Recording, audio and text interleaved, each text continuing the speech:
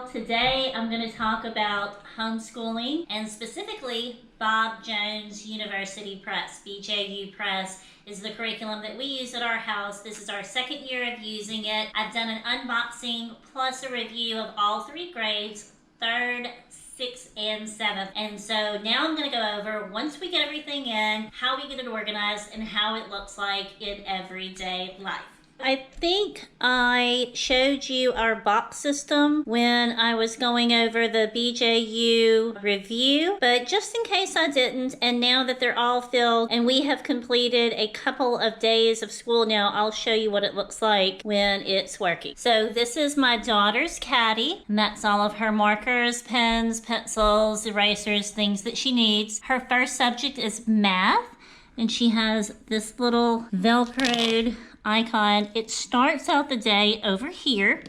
She opens up her box. There'll be any handouts that she has to do that day, plus her textbook. She gets that out and goes to her desk. And I'm pretty sure that I mentioned this in our haul, but this is great. It's a notebook of graph paper. Let me pull it out so you can see it a little bit better. See how the numbers are lined up there, and she's able to keep each row in order so you don't make those mistakes by just putting the number in the wrong spot, which we were making often. So then she goes to her computer. When she sits down at her desk, she will begin her lecture video, and after the lecture, then she'll come over to the table and she will do about 2 pages is each lesson of her math work. When she's done, she puts all of her notebooks, she puts all of her textbooks and notebooks, puts her pencil back away, and then she takes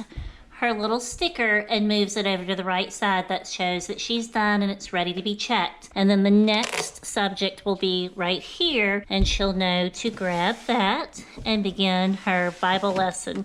But she already did that the other day and I haven't checked it yet, so that's why it's still there. So that is one subject, and then they go down each one. Her last subject is reading. After each student is done with their last subject, then they come to this cabinet or this library book stack. It's supposed to be a basket, but it kind of spilled over. This is an old curio cabinet, an antique piece that we had, and I didn't put my dishes in, so we use it for homeschool storage. This shelf up here is all books that are either on the BJU reading list or a Sunlight list or another great reading list for their age levels, for their grade levels. And then this is some of Mom's extra supplies. This shelf right here is curriculum that we have already done and we are going to come back to with 3 children coming through. I reuse things often, or it's something that we haven't gotten to yet.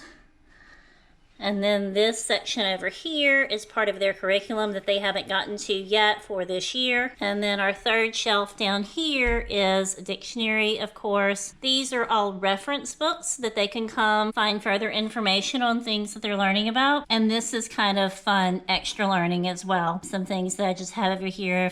Usually if they tell me they're bored, then I send them to this section right here.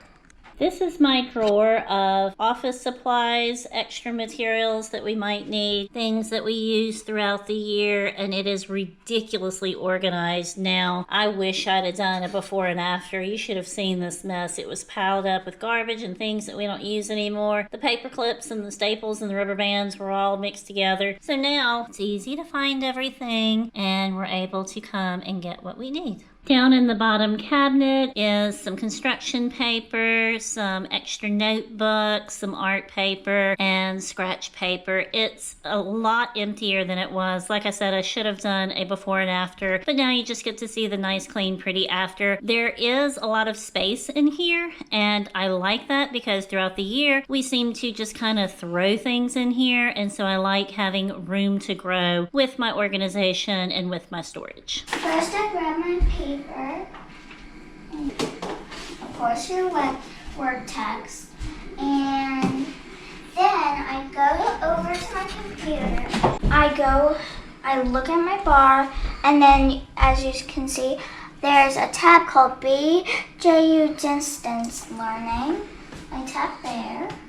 log in. Just like my sisters, you go down, you look at it. My first subject is math, so I'm gonna go do that.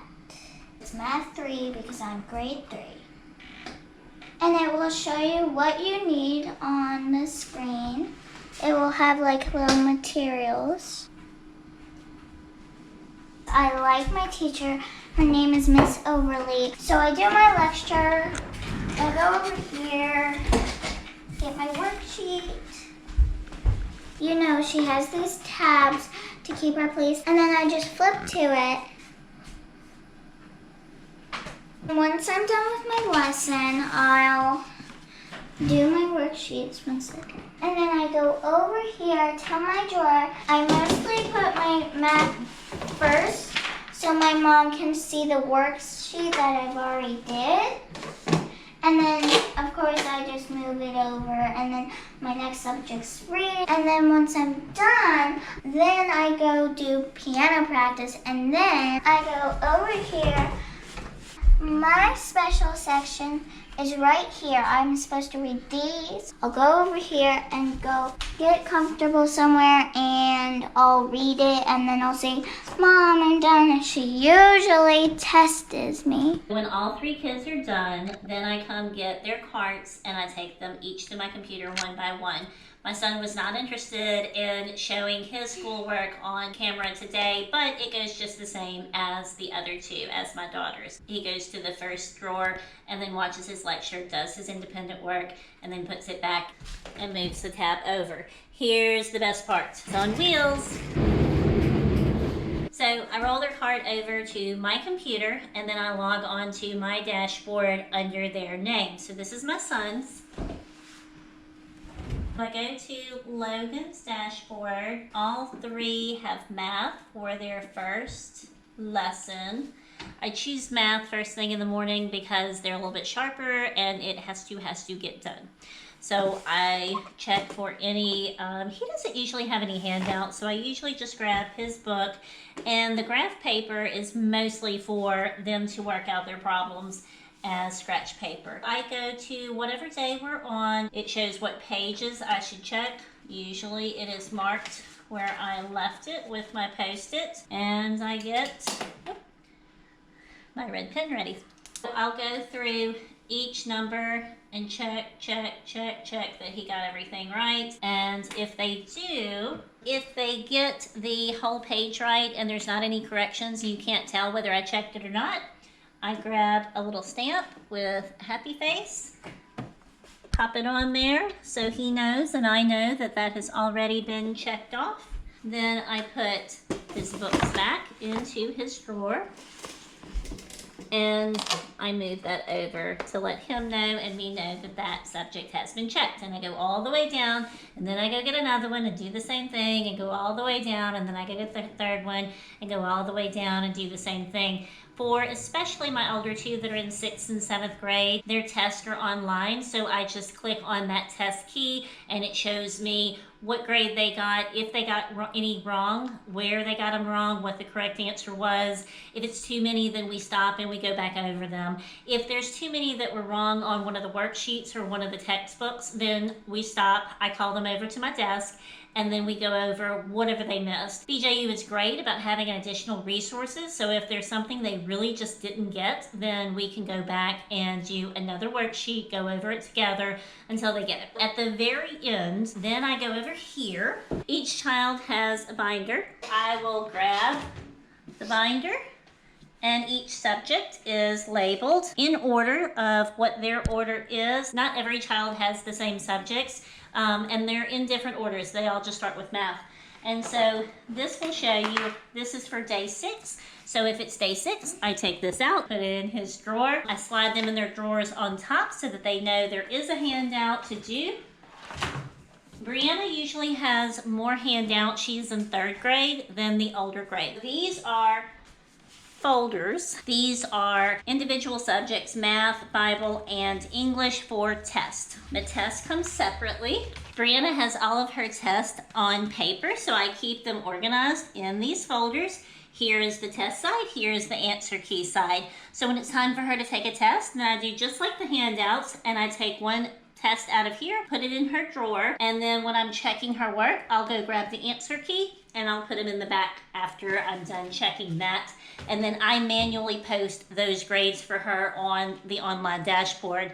Once again, 6th and 7th grade, their tests are online and they grade them for me, which is so nice. They don't have any paper tests. The only thing that I really grade is worksheets out of their textbook or handouts, and occasionally they'll have a writing assignment that I will help proofread or I will grade. That is our day in the life of homeschooling. This system works really well for us as long as we stay organized. Anytime that we get unorganized, that's where things kind of fall apart, and so that's where the carts and the drawers come in handy, where everybody knows exactly what to do, what's expected of them next, and they know whether I have checked their work or not. And right now, I have to go check everybody's work. Thank you for watching this video. I hope it answered some questions for you if you are homeschooling or if you're planning on using BJU for your curriculum, that I have given you some tips. Please give this video a thumbs up if you enjoyed my organization tips, and make sure you subscribe to see more homeschooling videos in the future. Comment down below if you have any questions specific to BJU curriculum or just homeschooling in general. I know a lot of families are considering homeschooling this fall due to the uncertainty,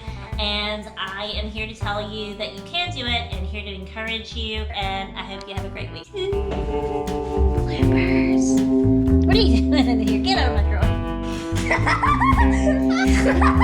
drawer.